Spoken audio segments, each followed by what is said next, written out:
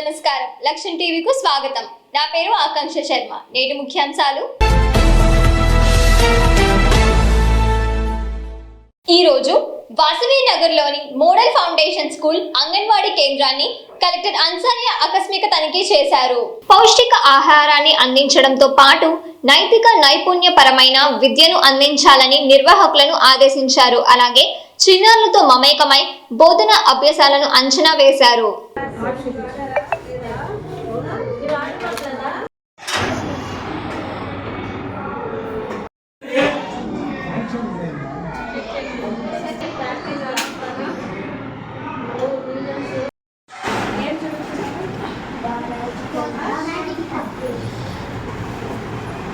బంగాళరావు నగర్, సంజీవయ్య నగర్ తదితర ప్రాంతాల్లో పలు అభివృద్ధి కార్యక్రమాలకు మేయర్ రవీంద్ర, ఎమ్మెల్యే నసీర్ అహ్మద్ శ్రీకారం చుట్టారు. తూర్పు నియోజకవర్గాన్ని అగ్రస్థానంలో అభివృద్ధి చేయడమే తన లక్ష్యం అని ఎమ్మెల్యే నసీర్ అన్నారు. మంగళవారం తూర్పు పరిధిలోని పలు డివిజన్లలో శంకుస్థాపనలు జరిగాయి. మేయర్ కోవలమూడి రవీంద్ర మాట్లాడుతూ నగర సమగ్ర అభివృద్ధి అజెండాగా పయనిస్తున్నాం అన్నారు.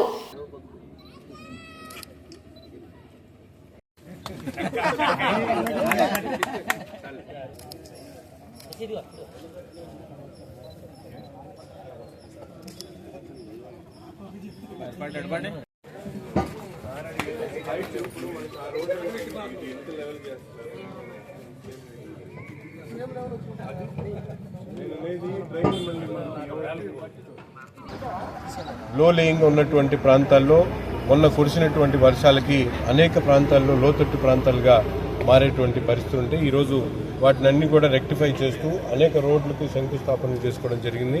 త్వరలోనే ఈ ప్రాంతంలో అన్ని రోడ్లు కూడా సీసీ రోడ్లుగా డ్రైన్స్ అన్ని మరమ్మతులు చేయించి పూర్తిగా ప్రజలకు ఇబ్బంది లేకుండా చేసేటువంటి పరిస్థితి. ఈరోజు దళిత వాడల్లో ముఖ్యంగా ఈ ప్రాంతంలో నివసించేటువంటి దళిత ప్రజలందరికీ కూడా మౌలిక వసతులు మరింత మెరుగైనటువంటి మౌలిక వసతులు అందించాలనేటువంటి ఆలోచనతో ప్రభుత్వం తమ కేటాయించేటువంటి బడ్జెట్ నుంచి 40% దళిత వాళ్ళకి ముఖ్యంగా పేద ప్రజలు నివసించేటువంటి ప్రాంతాల అభివృద్ధి కోసం ఈరోజు కార్పొరేషన్లో కూడా ఉన్నటువంటి నిధుల్లో 40% నిధులు మౌలిక వసతులు దళిత వాడల్లో మౌలిక వసతులు అభివృద్ధి చేసేటువంటి ప్రణాళికతో ముందుకు సాగుతా ఉన్నాం. అభివృద్ధిలో మిగతా బయటి నగరాల కన్నా కూడా ఈ యొక్క నగరం ఆదర్శమైన పల్లెటూరుగా తయారు చేయడానికి ముగ్గురు ఎమ్మెల్యేలు, కమిషనరు, అందరూ సహచర కార్పొరేటర్లు, డివిజన్ అధ్యక్షులు, తెలుగుదేశం పార్టీ, జనసేన, బీజేపీ నాయకులందరూ కూడా కష్టపడుతూ వారందరూ కూడా పేరు పేరున ఈ నెల 26న దేశ రాష్ట్ర వ్యాప్తంగా సిపిఐ 100ేళ్ల జైత్ర యాత్ర నిర్వహిస్తున్నట్లు సిపిఐ నేతలు జంగాల అజయ్ కుమార్, కోట మాల్యాద్రి వెల్లడించారు. ఈ సందర్భంగా అన్ని జిల్లా కేంద్రాల్లో పార్టీ జెండా పథక ఆవిష్కరణలు చేపడదామని చెప్పారు. ప్రధాని నరేంద్ర మోడీ ప్రజా వ్యతిరేక పాలనపై పోరుకు ప్రణాళిక సిద్ధం చేస్తామని అజయ్ కుమార్, మాల్యాద్రి తెలిపారు. భారత కమ్యూనిస్ట్ పార్టీ 100 సంవత్సరాల జైత్రయాత్ర డిసెంబర్ 26వ తేదీకి 100 సంవత్సరాలు పూర్తి చేసుకొని 101వ సంవత్సరంలోకి అడుగుపెట్టబోతూ ఉంది. అందుకని రాష్ట్ర వ్యాప్తంగా, దేశవ్యాప్తంగా గ్రామాల్లో, పట్టణాల్లో ఉన్న వార్డుల్లో, అఖిల భారత స్థాయిలో, అలాగే ఆంధ్రప్రదేశ్ వ్యాప్తంగా అన్ని చోట్ల సిపిఐ పతాకాలని ఆవిష్కరించడం, చంద్రబాబు నాయుడు ఎన్నికల్లో ముందు, ఎన్నికల తర్వాత చూసినప్పుడు స్పష్టమైనటువంటి తేడా కనపడతా ఉంది. ఎన్నికల ముందు రైతాంగాన్ని ఆత్మహత్యల దారిలో కాకుండా రైతులని మీసం మెలవేసుకొని చెప్పగలిగే స్థితిలో చేస్తానని చెప్పి ఎన్నికలు అయిపోయి అధికారంలోకి వచ్చిన తర్వాత రైతులకు ఇస్తానన్న వాగ్దానాలను తుంగలో దొక్కి ఇవాళ ఏ పంటకి గిట్టుబాటు ధర లేనటువంటి దుస్థితిలో ఇవాళ రైతు విలవిల్లాడిపోతూ ఉన్నాడు. కాల్మని వ్యాపారులు ఎంతటి వారైనా సరే వదిలిపెట్టే ప్రసక్తే లేదని ప్రతిపాడు ఎమ్మెల్యే బూల రామానుజయులు హెచ్చరించారు. గుంటూరు నగరానికి చెందిన కొండమడుగుల రత్నారెడ్డి, ముప్పాల నాగరాజు అనేవారు ప్రతిపాడు నియోజకవర్గానికి చెందిన చిరు ఉద్యోగులకు డబ్బు అప్పుగా ఇచ్చి ఇబ్బందులు పెడుతున్న నేపథ్యంలో వారంతా ఎమ్మెల్యే బూర్ల రామానుజయ్యలను ఆశ్రయించారు. అదరే పడొద్దని, అండగా ఉంటామని, కాల్మని బాధిత ఉద్యోగులను కాపాడటానికి ప్రభుత్వం సిద్ధంగా ఉంటుందని ఎమ్మెల్యే రామానుజయ్యలు హామీ ఇచ్చారు. ఈయన పేరు కొండమడుగు రత్నారెడ్డి. Kondamadugu Ratnareddy son of Venkatareddy, Koritipadu. మళ్ళా తర్వాత ముప్పళ్ళ నాగరాజరెడ్డి, వైఫ్ ఆఫ్ వేణుబాబు. ముప్పళ్ళ నాగరాజ అమ్మాయి లేడీ, అమరావతి రోడ్డు. వీళ్ళు అంతా కలిసి ఇట్లా 5 మంది దాకా ఉన్నారు. పూర్తి స్థాయిలో మీకు అన్ని వివరాలు తర్వాత చెప్తాం. ఏమైనా పెద్ద తలకాయలు, వైసీపీలో ఉన్న పెద్ద తలకాయలు ఏమైనా ఆయనకు సపోర్ట్ చేసాయో మనకు తెలియదు.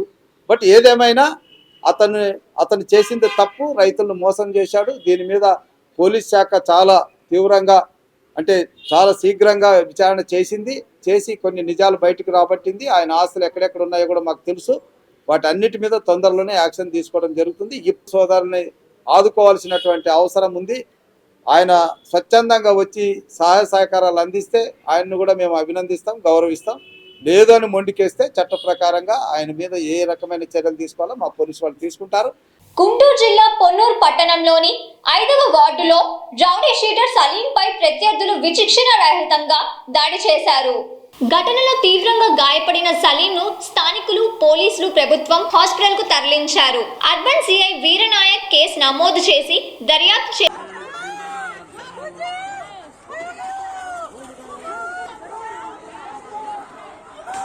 ఈరోజు ఉదయం 10 ఆ టైంలో రౌడీ సలీం అనే అతని మీద అటాక్ చేసినట్టుగా తెలిసింది. ఒక 4 వ్యక్తులు.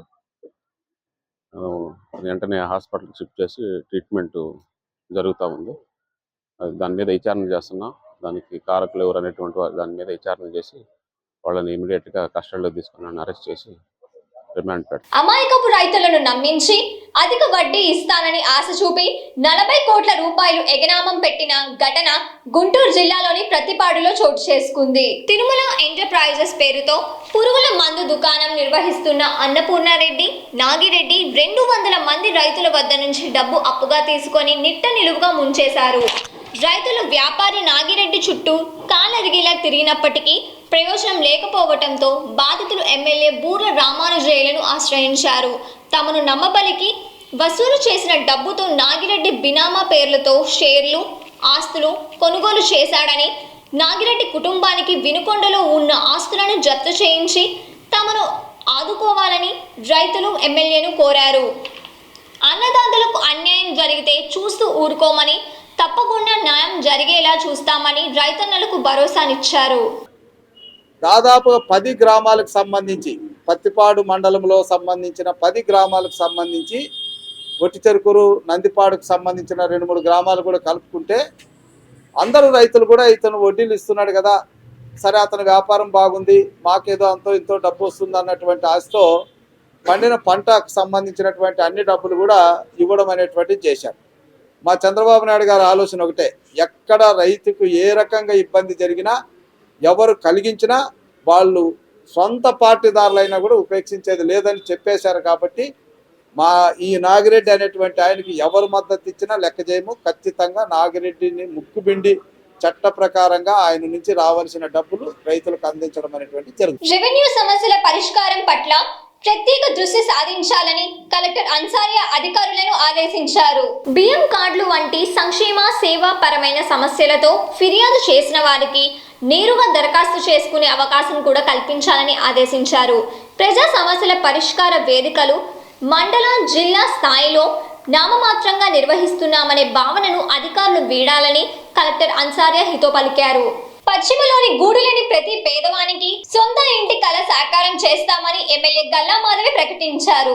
మంగళవారం తన కార్యాలయంలో ఆమె మీడియాతో మాట్లాడారు. ఇప్పటి వరకు గతంలోని అసంపూర్తిగా మిగిలిపోయిన టిడ్కో గృహాలను సంపూర్ణంగా పూర్తి చేసి పేదలకు అందిస్తున్నాం అన్నారు.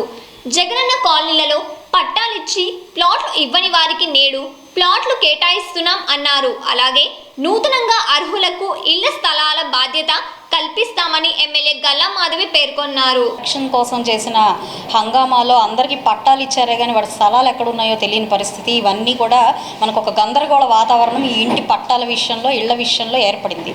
ఇప్పుడు దాన్ని స్ట్రీమ్ లైన్ చేస్తూ ఎవరెవరికి అర్హులైన వాళ్ళందరికీ కూడా మళ్ళీ వాళ్ళకి అందించే ప్రయత్నం, ఇది చాలా నిజాయితీగా నిబద్ధతగా ఇచ్చే ప్రయత్నం చంద్రబాబు నాయుడు గారు చేస్తున్నారు. ఈ క్రమంలో నిజమైన బెనిఫిషరీస్ని ఐడెంటిఫై చేసే ప్రాసెస్లో ఆల్రెడీ ఇల్లు తీసుకొని లేదంటే వాళ్ళకి ఇంకా ఆక్యుపై చేయని వాళ్ళు కానివ్వండి, లేదంటే లోన్లు ఇంకా శాంక్షన్ కాని వాళ్ళు కానివ్వండి, వీళ్ళందరినీ ఐడెంటిఫై చేసి ఏ ఇల్లు, ఒక స్థలం కానివ్వండి, టిట్కో ఇల్లు కానివ్వండి లేని వాళ్ళని ఈరోజు గుర్తించి వాళ్ళకు మాత్రమే ఈ యొక్క లబ్ధిని అందజేసే ప్రయత్నం చేస్తున్నాము. ఆ ప్రాసెస్లోనే ప్రభుత్వం పనిచేస్తుందండి. నల్లపాడు పోలీస్ స్టేషన్ పరిధిలో గంజాయి సేవిస్తున్న 7గురిని అరెస్ట్ చేసినట్లు Nallapadu police station CI Vamshidhar వెల్లడించారు. వారి నుండి 20 గ్రాముల గంజాయి స్వాధీనం చేసుకున్నట్లు తెలిపారు. వీరికి గంజాయి విక్రయించిన సుబ్బారావు, యహోను పరారీలో ఉన్నారని, త్వరలో పట్టుకుంటామని సిఐ వంశీధర్ వివరించారు. పశ్చిమలోని కార్యాలయంలో ఈ రోజు ఎమ్మెల్యే గల్లా మాధవి మహిళా ఫిర్యాదుల స్వీకరణ కార్యక్రమం నిర్వహించారు.